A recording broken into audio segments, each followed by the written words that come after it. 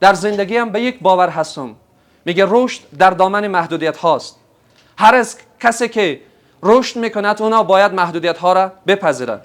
زندگی علیه من نبود، زندگی در حال ساختن من بود. زندگی به من آموخت که من امروز میدانم که زندگی برای من چقدر گام های مؤثرتر و بهتر را گذاشته است و برای تغییرات در زندگیم، رشد فردیم، من باید 3 گام را امروز خدمت شما عزیزان میخوایم یادآور شوم. به خاطری که محدودیت وقت هم داریم باید زودتر اینا رو تذکر بتیم. یکی از او دیدگاه هایی که ما وجود داره دیدگاه تغییر ذهنیت هاست. انسان ها 2 نوع ذهن دارن عزیزان، ذهنیت های رشد و ذهنیت های خنثی. ذهنیت های رشد همواره در حال پیشرفت هستند.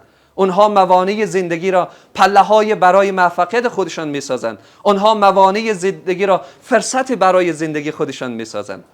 این نسل جوان عزیز ما افغانستان باید در دنبال ذهنیت، تغییر ذهنیتشان باشند. تا زمانی که ذهنیت من تغییر نخورد هرگز در دنیای ما چیزی تغییر نمیخورد.